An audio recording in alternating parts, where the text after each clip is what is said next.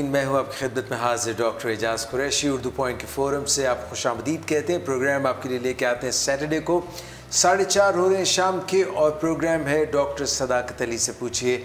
अस्सलाम वालेकुम डॉक्टर साहब। वालेकुम अस्सलाम। तबीयत कैसी है सर? अल्हम्दुलिल्लाह खैरियत से हैं?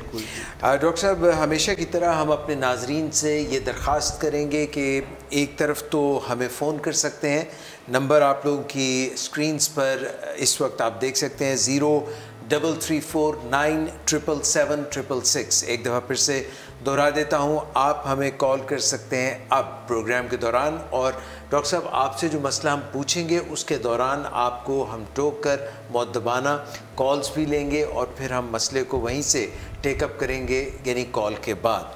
तो नाज़रीन, आपको बताते चलूँ 0334977766 हमारा नंबर, जिस पे आप हमें कॉल कर सकते हैं, और कमेंट्स भी हम कोशिश करेंगे कि प्रोग्राम में शामिल करें। डॉक्टर सदाकत, एक सवाल हमारे साथ किसी ने भेजा है इनबॉक्स में। मसला थोड़ा सा पेचीदा है, थोड़ा सा जो है वो एक फैला हुआ है। अंदलीब साहिबा हैं, एक लोकल कंपनी में एडमिनिस्ट्रेटर के जो है फ़राइज़ सर अंजाम दे रही हैं। उन्होंने कहा है कि प्रॉब्लम ये है कि इनके 2 साहबजादे हैं जो टीनेजर्स हैं, बल्कि टीनेजर नहीं, अब तो 21 साल के हो गए हैं, और दोनों जुड़वा हैं और अपनी तालीम पर तवज्जो नहीं देते, बल्कि ड्रग्स का इस्तेमाल भी करते हैं, आवारा गर्दी भी रज के करते हैं। उनके वालिद लॉयर हैं। आजकल उनकी प्रैक्टिस कुछ मंदी चल रही है, जिसकी वजह से उन्होंने अपने बच्चों को कहा कि मैं आपका मनी, आपका जेब खर्च कम करना चाहता हूँ, जिस पर एक बच्चे ने ये रद्द-ए-अमल दिया कि अपने वालिद साहब के साथ खूब बदतमीज़ी की, और दूसरा भी उसके साथ मिल गया और उसने भी वालिद को धमकियाँ दी, जबकि ये दोनों जो वालिदैन हैं मिलकर उसका इलाज भी करवा रहे हैं, क्योंकि वो नशा करता है, तो एक बच्चे का इलाज करा रहे हैं ताकि वो नशे से छुटकारा हासिल कर सके।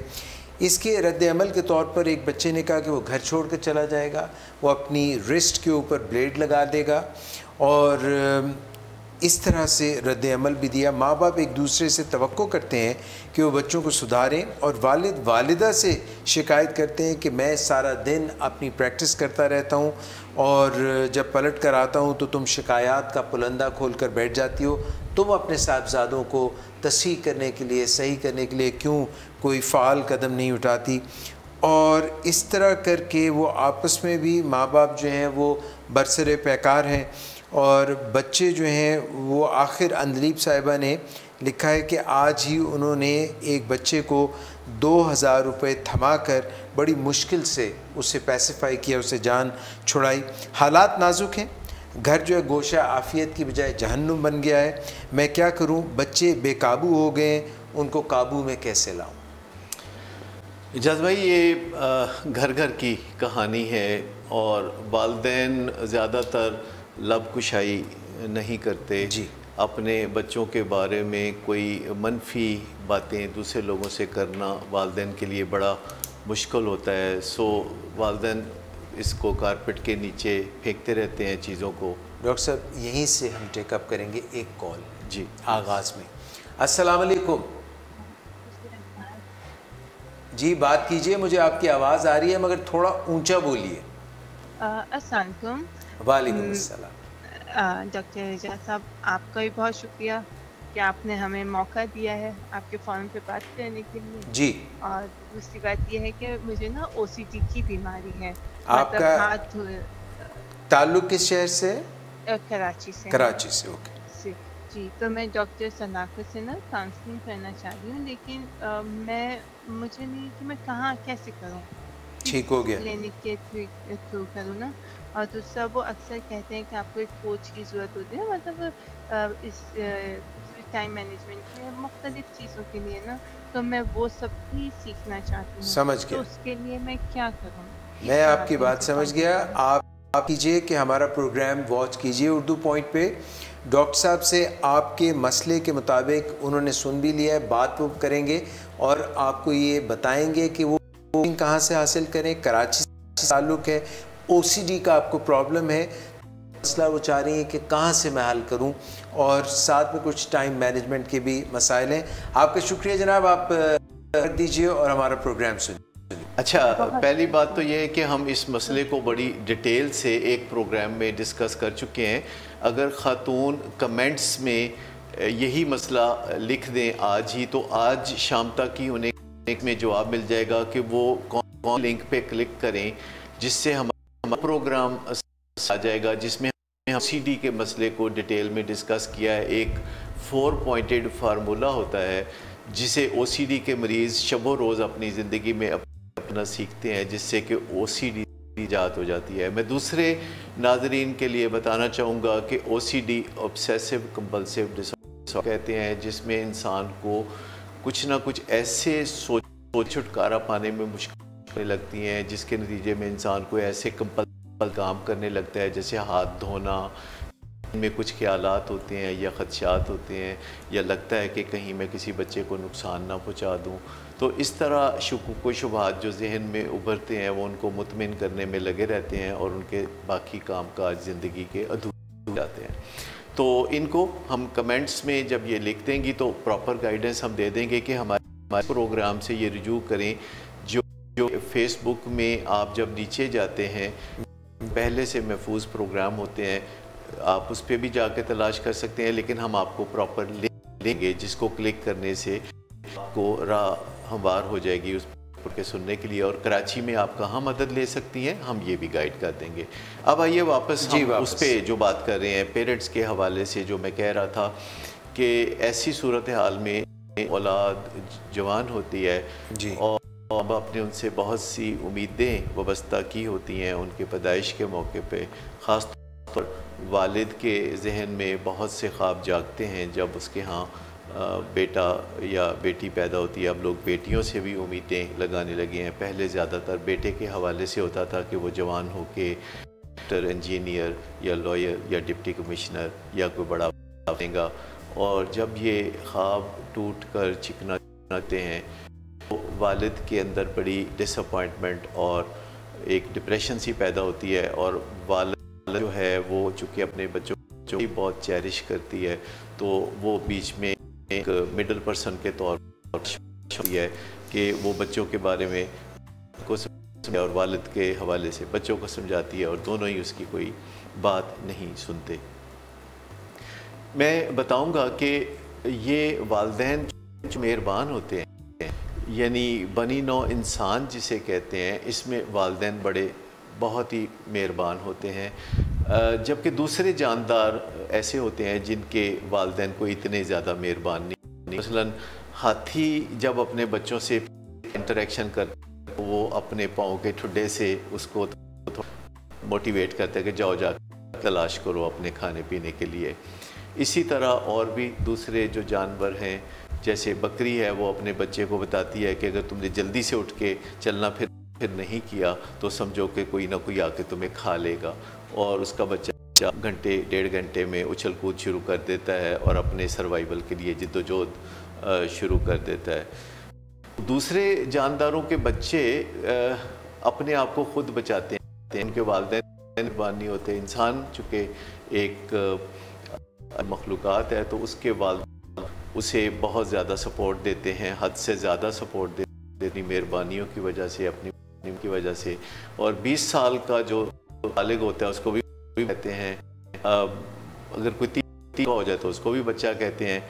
आजकल एक हमारे मुल्क में वो देखते हैं वो एक GI है, तो उसमें एक बहुत बड़ी उम्र के साहब पेश होते हैं जिनकी 2 बीवियां और काफ़ी बच्चे हैं, तो उनके वालिदैन भी उनके बारे में बच्चे का लफ्ज़ यूज़ करते हैं कि हमारा बच्चा परेशान कर। तो ये सोच है बच्चों को बच्चा कहते रहने की, ये उन्हें बालिग नहीं होने देती। और हमारे सारे रवैये की जड़ें जो होती हैं वो मुआशरे में होती हैं। इसी तरह हमारे बच्चों के जो रवैये उनकी जड़ें भी मुआशरे में होती हैं। बच्चे घर से बाहर जाते हैं, स्कूल जाते हैं, दोस्तों से मिलते हैं, और वहाँ से वो बदतमीज़ियाँ सीखते हैं, वो ड्रग्स करना सीखते हैं, वहाँ से वो कुछ अच्छी बातें भी सीखते हैं बाज़ औक़ात। लेकिन ज़्यादातर जो मुआशरे में माहौल है, जो बिगाड़ है जो नज़र आता है, बच्चे उसको अनकॉन्शियसली एब्जॉर्ब करते हैं। जैसे सिगरेट 9वीं 10वीं जमात में अक्सर बच्चे सीखते हैं, जब पढ़ाई में उनका मन नहीं लगता तो एक दिलचस्पी के तौर पर वो सिगरेट पीने लगते हैं। जी। जब ये बच्चे नशे की ज़िंदगी में कदम रखते हैं तो वालिदैन को बड़ी परेशानी होती है। वो किसी को बताते नहीं है कि लोग कहेंगे कि ये है आपकी तरबियत जिसके नतीजे में आपके बच्चे वो बच्चों के बारे में झूठ सच बोलते रहते हैं कि वो पढ़ रहे हैं, वो अच्छे हैं, उनमें बड़ी खूबियाँ हैं, और दूसरे वालिदैन वो इस बात का पर्दा रखते तो फिर वो दूसरे वालिदैन से मदद भी हासिल नहीं कर सकते। जबकि वालिदैन को अपने बच्चों के मामले में वालिदैन की मदद की और उनके तजर्बात को जानने की जी, खुसूसन जो आपके बहन भाई होते हैं जिनके साथ आपने अपना गुजारा था, उनके साथ शेयरिंग करने से बहुत ज़रूरी है। क्योंकि अगर आप शेयरिंग नहीं करेंगे तो जिस दिन उन्होंने अपनी खाला चमू की मदद हासिल करना चाहिए तो वो उनको मिली और फिर आपको मुश्किल होगी। आपके बच्चे, आपके जो बहन भाई हैं उनकी हासिल करेंगे और आप निहत्ता और अकेला रह जाएंगे। वालिदैन, दूसरे जो वालिदैन हैं जो आपके बहन भाई हैं या दोस्त अहबाब हैं, तो उनके साथ अपने बच्चों के मामला डिस्कस करिए ताकि आपको पता चले कि दूसरे अपने बच्चों को कैसे डील कर रहे हैं। एक और चीज़ सोचना चाहिए वो ये है कि वो खुदा नहीं होते कि अपनी हर तमन्ना पूरी कर सकें, और वो फरिश्ते भी नहीं होते तो उनसे कोई गलती नहीं हो सकती, और वो महज इंसान होते हैं। और अपने इंसान होने को उन्हें पहले सबसे मान लेना चाहिए कि वो अपने बच्चों की हर ख्वाहिश पूरी नहीं कर सकते, और वो खुदा नहीं है कि अपने बच्चों को अपनी मर्ज़ी के सांचों में डाल सकें और बच्चों की ज़िंदगी को अपनी मर्ज़ी से जो शेप देना चाहें वो दे सकें। वो सिर्फ़ कोशिश कर सकते हैं क्योंकि वो महज इंसान हैं, और जिद्दोजहद का नतीजा खुदा के हाथ में और उस बारे में ज़्यादा बेचैनी का माहौल अपने दिमाग में पैदा नहीं करना चाहिए। एक बात जिसके ऊपर तवज्जो देनी चाहिए कि उनके जो जज्बाती और माली यानी मादी जो वसाइल होते हैं वो महदूद होते हैं। यानी चाहे कोई कितना अमीर हो या मिडिल क्लास से ताल्लुक़ रखता हो या गरीब हो, चाहे किसी भी माली हैसियत का हामिल हो, तो बच्चों की ख्वाहिशात उससे बढ़ के हो सकती हैं।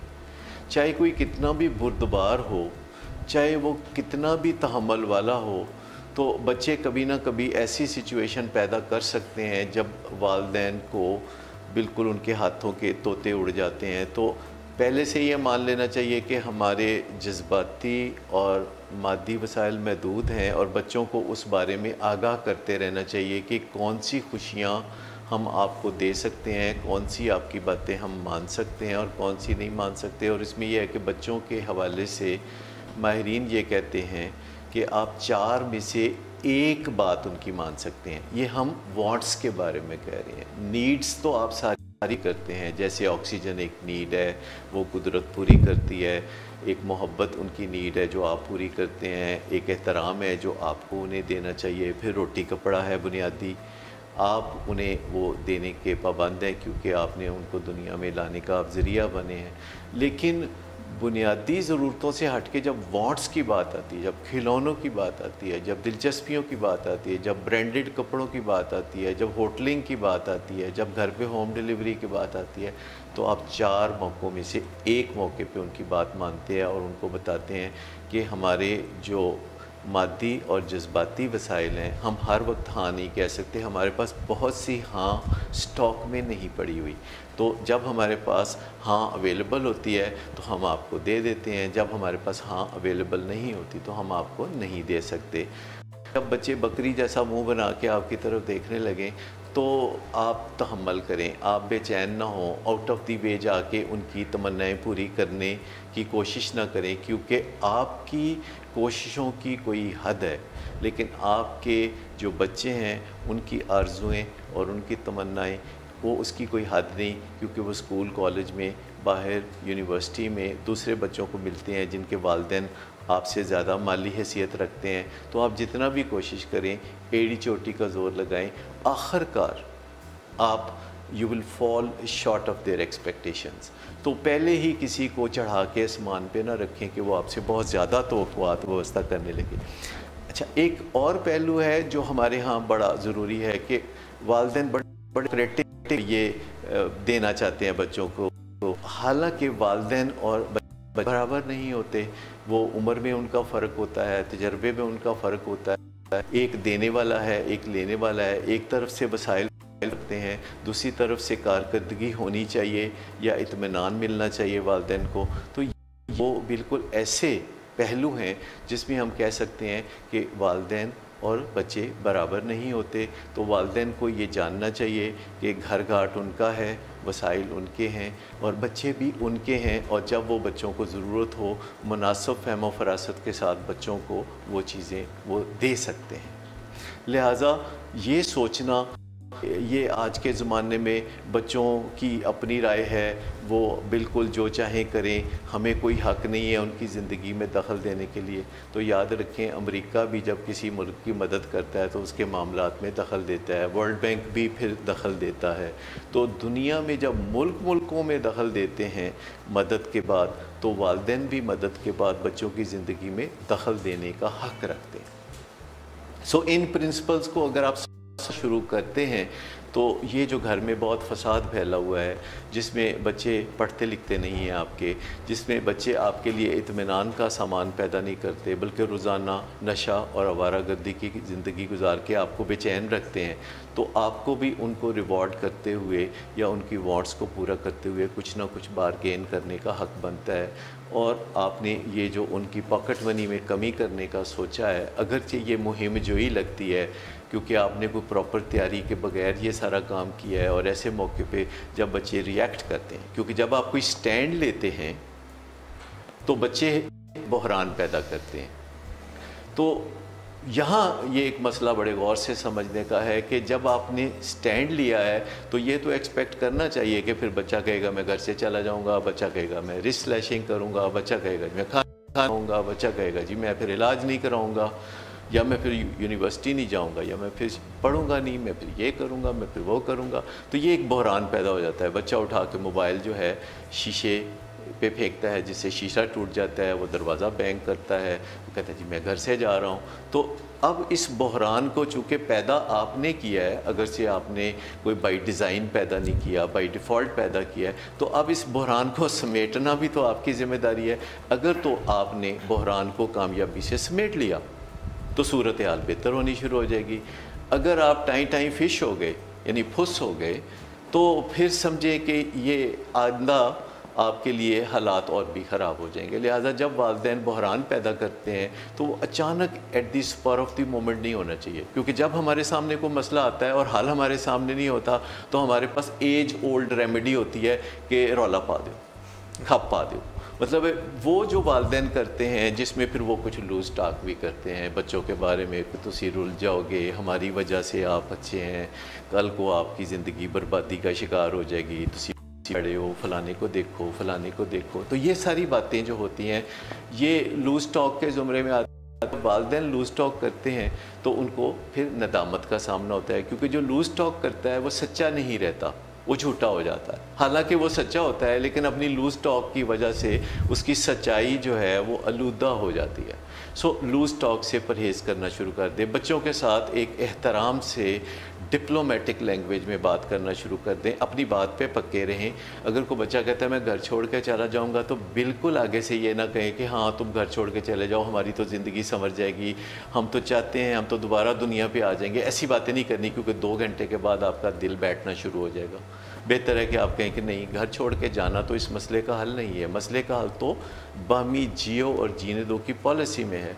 लेकिन अगर आप घर जोड़ के जाओगे तो आप नौजवान हो, हम आपको ज़बरदस्ती पकड़ के बिठा तो नहीं सकते, आप जा सकते हो, लेकिन अगर आप जाओगे तो हमें बड़ा दुख होगा कि आप हमें छोड़ के चले गए।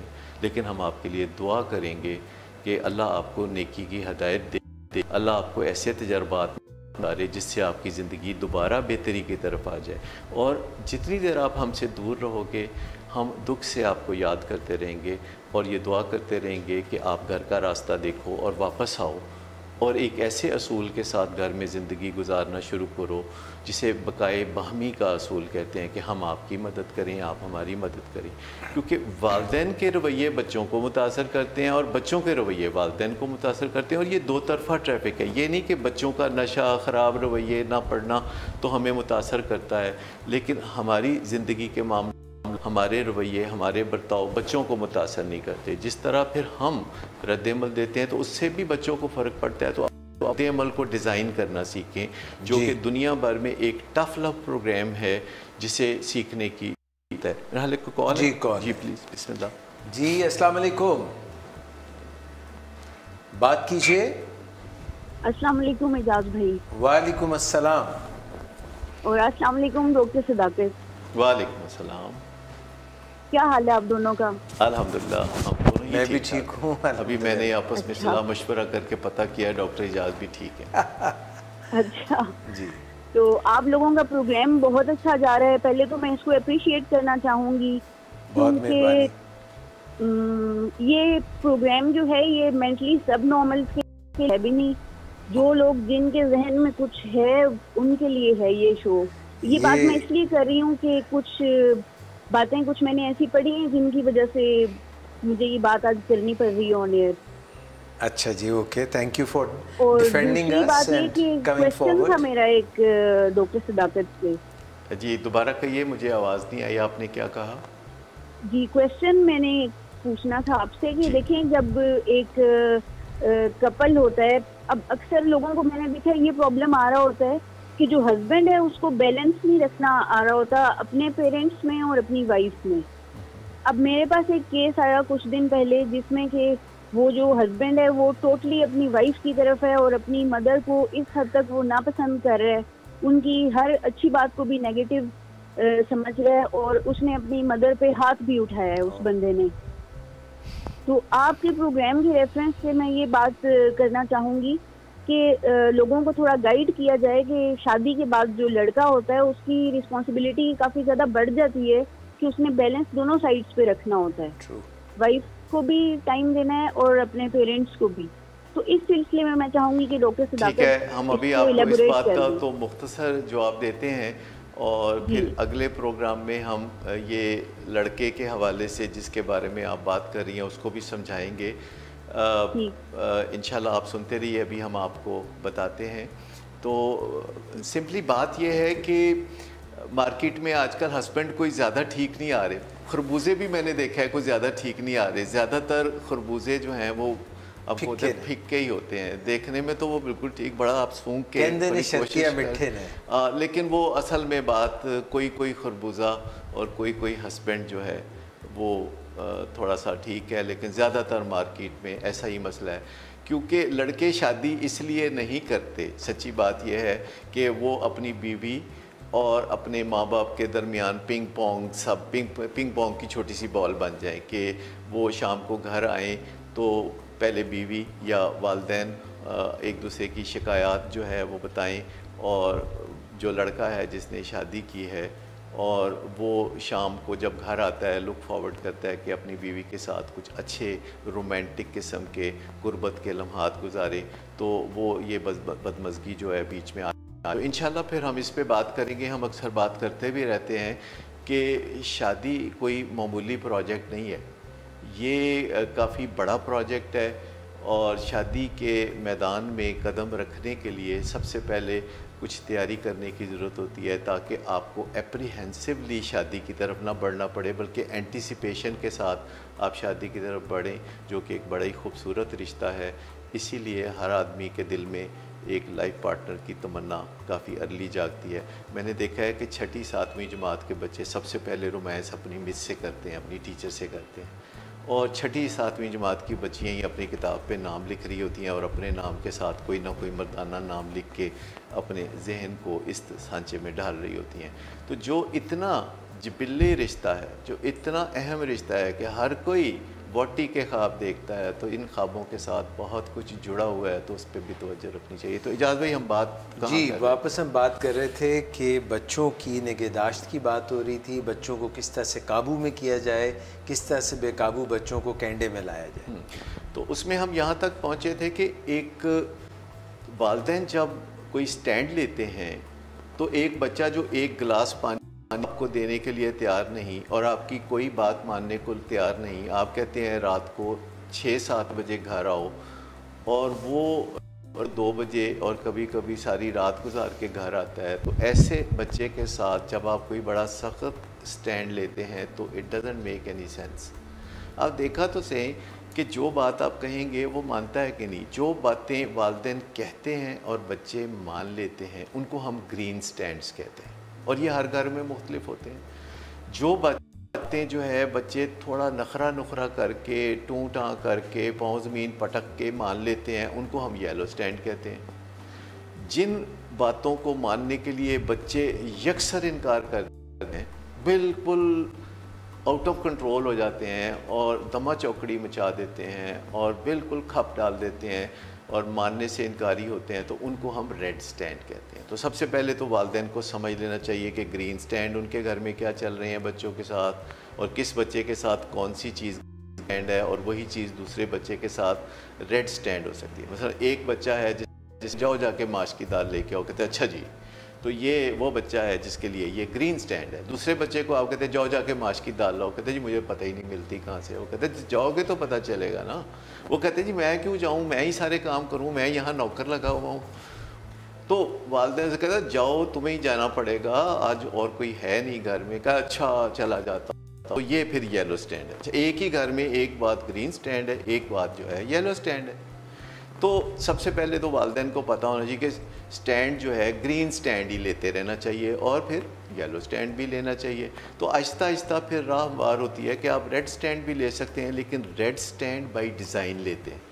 फिर आप रेड स्टैंड लेते हुए सोचते हैं कि अच्छा जब हम रेड स्टैंड लेंगे तो बरखुरदार करेगा क्या, और वो क्या खप डालेगा, क्या शीशा तोड़ेगा, क्या मोबाइल फेंकेगा, क्या घर से जाने की धमकी देगा, क्या स्लैशिंग की धमकी देगा, या कहेगा जी मैं भूख हड़ताल पे हूँ, या धरना दे के बैठ जाएगा।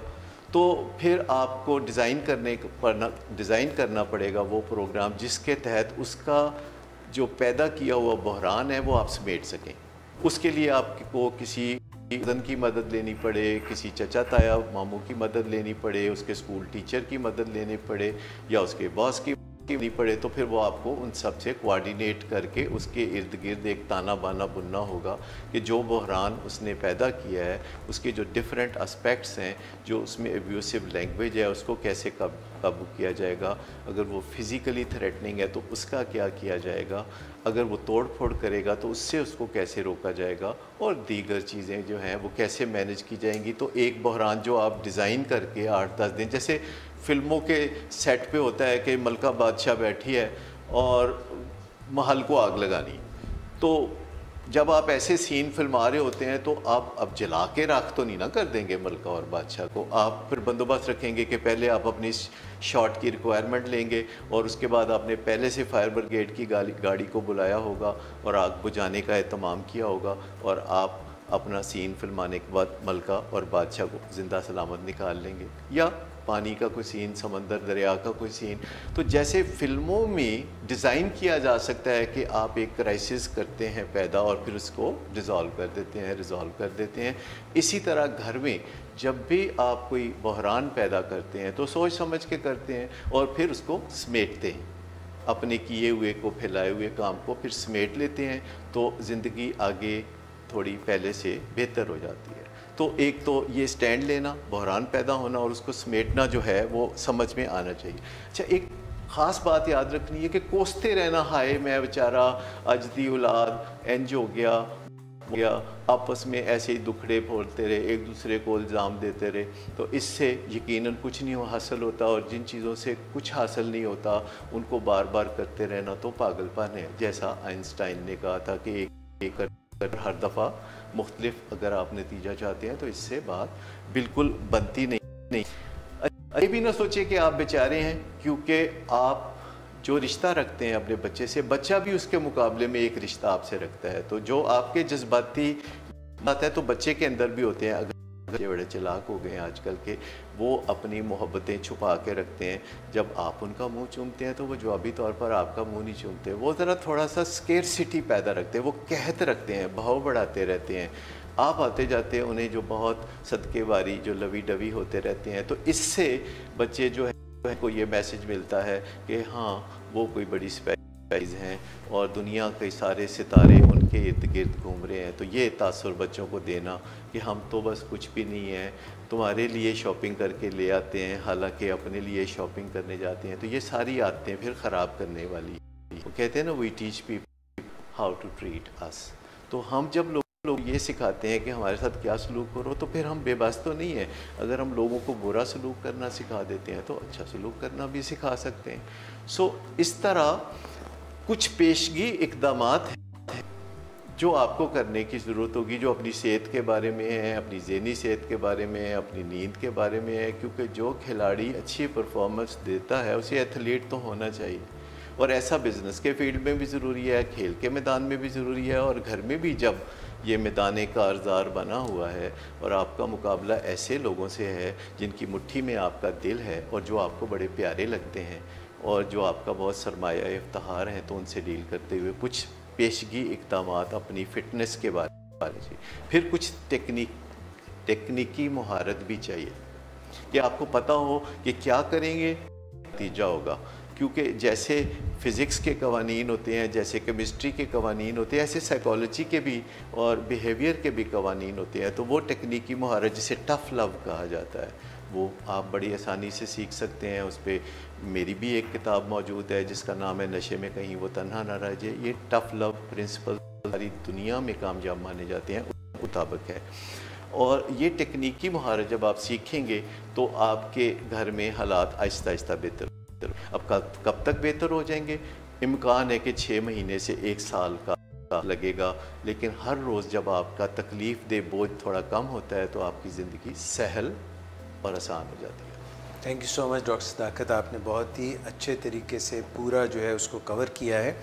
अच्छा डॉक्टर साहब, यहाँ पे गो के आपने अंदलीब साहिबा के इनबॉक्स का मसला तो हल कर दिया, मगर यहाँ पे कुछ ऐसे कमेंट्स भी हैं जो मैं आपसे शेयर करना चाहूँगा क्विकली, क्योंकि जो है आपका वक्त भी भागा चला जा रहा है और यहाँ पे कमेंट्स तो बहुत हैं, अगर सब कुछ शामिल करना मुमकिन नहीं होगा। और जिसकी तरफ में अरशद मलिक साहब हैं, सर आपको याद होगा मेरे बेटे का मसला था जिसको आउटिंग के लिए मैं लेके बाहर जाता था, वो एंजॉय करता था, मगर वापसी पे कहता था कि मैंने एंजॉय नहीं किया और स्टडी में दिल नहीं लगता। After doctor Sadaqat's advice I change and I got good results. Thank you both doctors, God bless you. Thank you very much. ये फीडबैक से हमें अच्छा लगा कि आपका मसला हल हो गया है।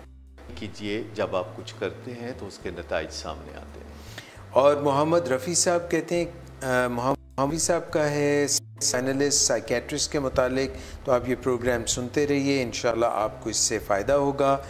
समर पराचा जो हैं उनका भी सवाल है, और भी बहुत से जो हैं यहाँ पे सवाल है, अब उनको इस वक्त प्रोग्राम के एंड पे। काशिफ कामरान साहब कह रहे हैं, doctor Sadaqat great personality with smart solution. Thank you doctor Sadaqat. बहुत शुक्रिया आपके अप्रिसिएशन का। नाजरीन, इसके साथ ही प्रोग्राम का वक्त ख़त्म हुआ चाहता है। इंशाल्लाह अगले सैटरडे को इसी फोरम पर यानी कि ऊपर हम डॉक्टर सदाकत से पूछिए प्रोग्राम दोबारा हाजिर होंगे। डॉक्टर सदाकत अली और डॉक्टर एजाज कुरैशी को इजाज़त। अपना बहुत ख्याल रखिएगा। Have a great Sunday, have a great holiday. Until next time, अल्लाह हाफिज़।